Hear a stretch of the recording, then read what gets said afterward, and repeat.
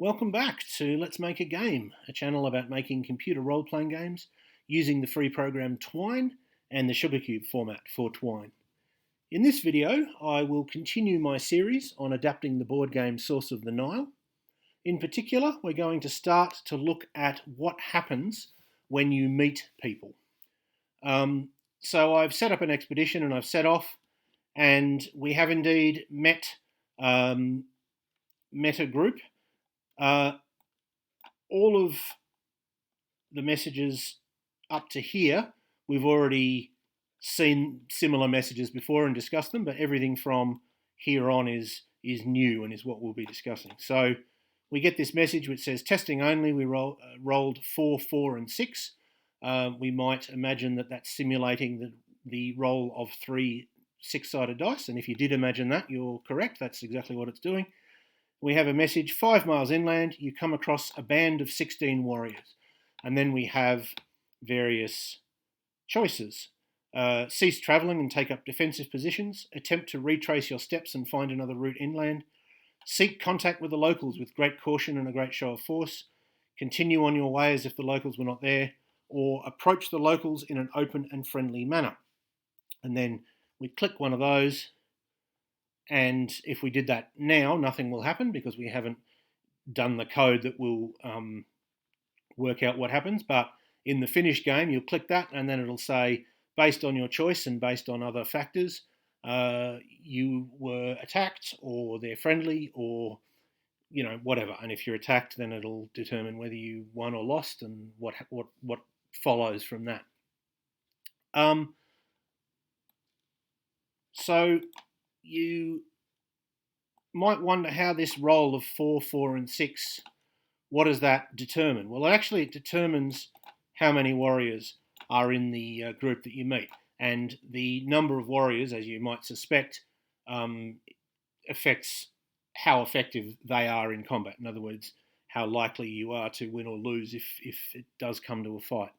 And the way it works is that you roll the 3 dice, and in the original game, you would look at the highest die and you would reduce it based on how far inland you were. So if you were 2 hexes inland, remembering the board for the original game is all hexagons, if you're 2 hexes inland, you reduce the highest roll to 2. If you're 3 hexes inland, you reduce it to 3, if it's higher than 3.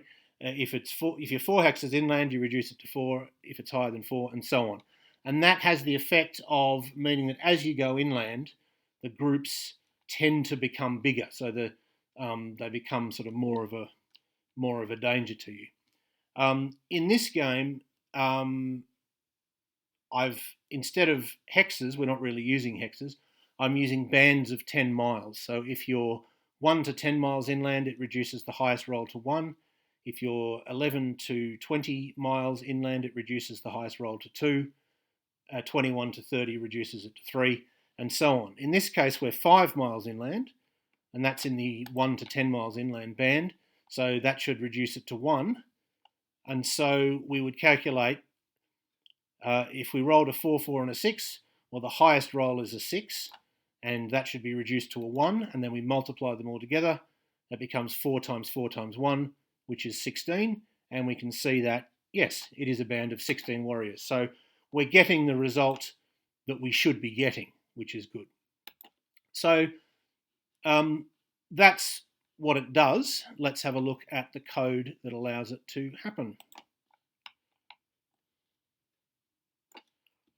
Firstly, I need to show you some new variables. In fact, 2 new variables. They're both one-dimensional arrays.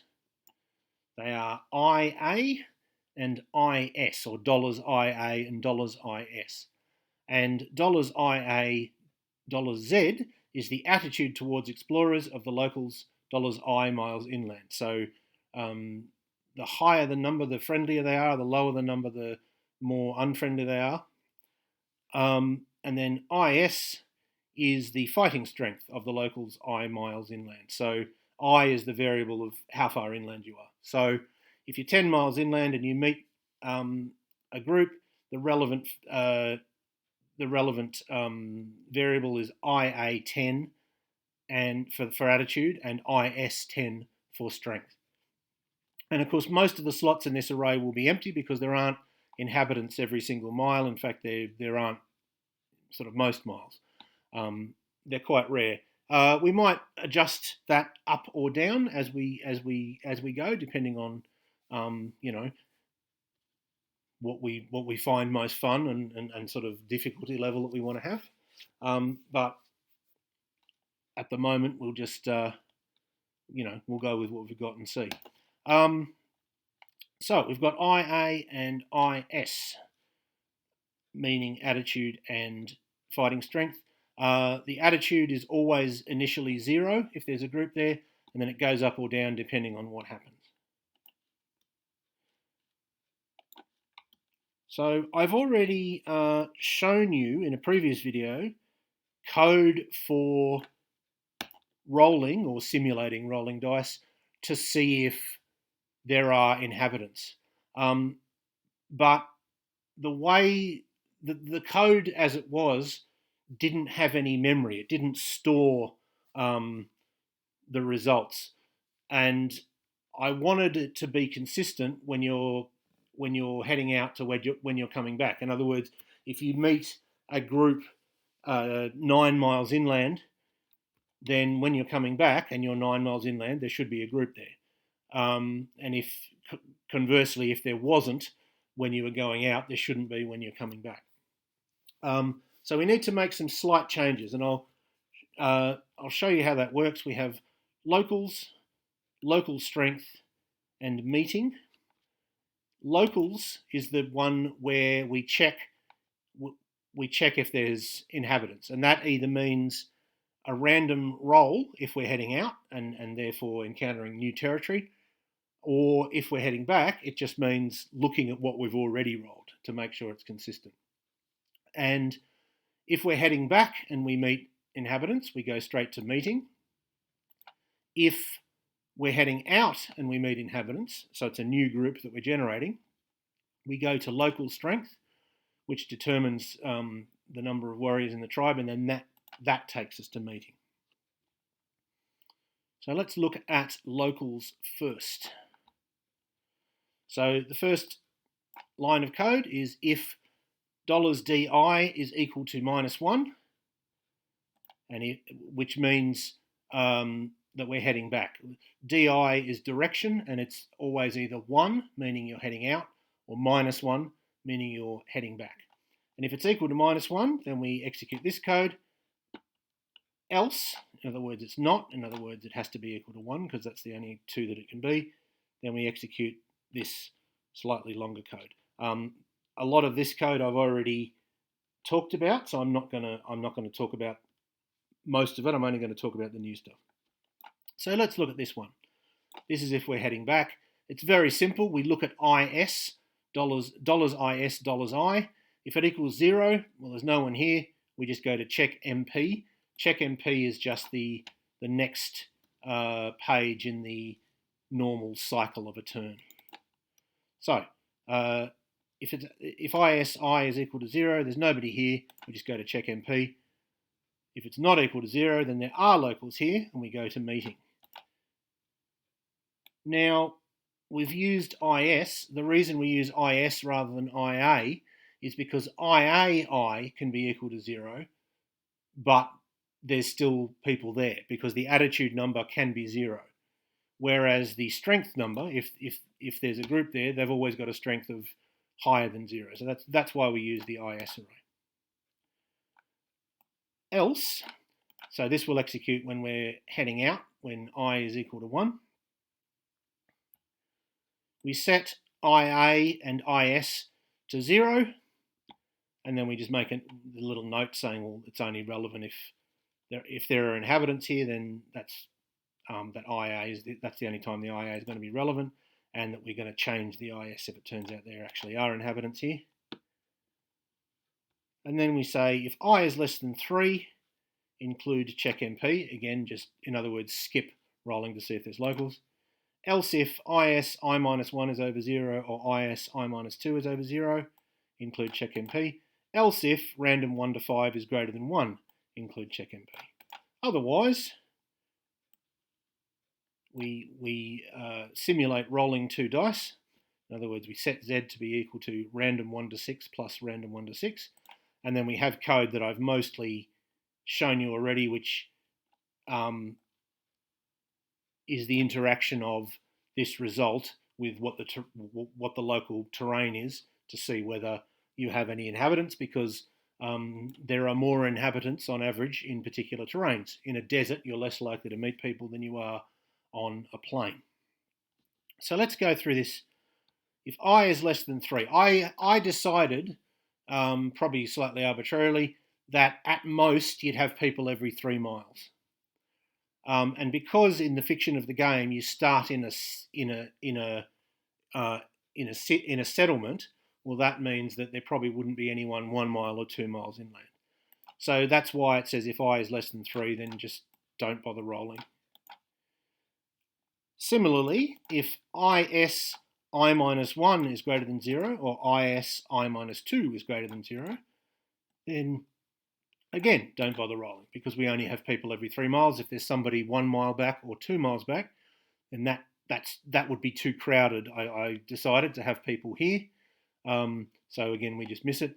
And then, just to keep the numbers a little realistic, I've said if random 1 to 5 is greater than 1, so 4 times out of 5, or 80% of the time, just ignore rolling and go to check MP. Obviously, these numbers are pretty arbitrary. Why is it 1 to 5 and not 1 to 6 or 1 to 4? Why is it every 3 miles and not every 4 miles or every 2 miles or every 5 miles? Well, that's just the numbers that I picked. If it turns out, as I said before, if it turns out that we want more or fewer encounters, then we can change these easily later, but those are the ones, you've got to have something to start with, and so I picked those and went with them. So if none of those things are the case, we don't have any nearby people, we're not near the city that you start at, and we roll a 1 in this random 1 to 5, then we do roll, and the only change I've made here is that if there are people, we go to local strength rather than meeting, because this will be a new group of people, and therefore we'll need to roll how many warriors they have. So let's have a look at local strength. So as I said before, we roll 3 dice, so we simulate that, and we do that by saying set Z equal to random 1 to 6, so bracket 1, 6 end bracket, and we do the same with Y, we do the same with X. We give the user a message for testing purposes that says we rolled Z, Y, and X. Then we put the highest number in Z, because the cap, we don't cap the first number we rolled, we pick the highest out of the 3. And the way we do that is we compare Z to Y, and if Y is higher, we swap the values, and then we compare Z to X, and if X is higher, we swap the values. And that means that Z will end up with the highest number out of the 3 that were originally rolled. So if Y is over Z, we swap the 2. I've shown you this code for swapping before, but I'll go through it again. We have another variable, W. We set W equal to Y, we set Y equal to Z, and then we set Z equal to W, which of course is the old value of Y. So Z and Y will have swapped. And then if X is over Z, we do exactly the same thing, except that we substitute X for Y. So set W equals X, set X equals Z, set Z equals W. So now we have the highest of the 3 rolls in Z. Then we apply the cap, and I'll go through this. It's a little bit complicated, so I'll go through that last. So we set Z equal to the smaller of what it is and the maximum based on how far inland you are. And then we set the relevant slot of IS equal to X times Y times Z, and then having determined the strength, we go to meeting. So let's have a look at this very complicated bit of code. Math.min just means that it's the smaller of at least 2. Min stands for minimum, and it means the smaller of at least two values. So, for example, math.min bracket $z, comma $y, end bracket, means look at z and y and choose the smaller of the two. So it's the smaller of z and this quite complicated, oh, sorry, hang on, what have I done? There we go. The smaller of z and this, and I'll paste it on its own line so we can have a look at it. I minus 1, then we divide that by 10, then we apply this math.floor function, so we round it down, and then we add 1. So that's the order. So let's say I is 13. The first thing it'll do, 13 minus 1 is 12. 12 divided by 10 is 1.2. Math.floor 1.2 is 1. And then 1 plus 1 is 2. Any number from 1 to 10, it will give the result 1. Any number from 11 to 20, it will give the result 2. Any number from 21 to 30, it will give the result 3, and so on. And that's what we want. So z becomes the smaller of the highest of the three rolls, or this function based on how far inland you are. And then we multiply x, y, and z together. And finally, we go to meeting. There's not much to show. For meetings, like quite a small page. It just says I miles inland, you come across a band of ISI warriors. So 7 miles inland, you come across a band of 15 warriors, or whatever it might be. And it gives you the various options. All of the options take you to meeting 2, which is currently doesn't have any code in it, but the only difference is it sets z equal to a different value. So that one gives you z equal 1, that one gives you z equals 2, that one gives you z equals 3, etc. to store which choice you've made. And you probably noticed there's an if surrounding this second option. You can't attempt to retrace your steps and find another route inland if you're heading back. So the justification for that in the fiction of the game is that if you're heading inland, you're not heading for any particular point, you're just exploring. And so if you find a tribe and you think, well, I don't like the look of them, they're a bit strong, we can retrace, and you can retrace your steps and just go another way. But if you're heading back, you're heading for a specific point and you sort of don't want to get lost, so you do have to kind of follow the same route that you followed. That's the rationale that I've done for that. And that is what we've done so far of our procedure for dealing with the locals.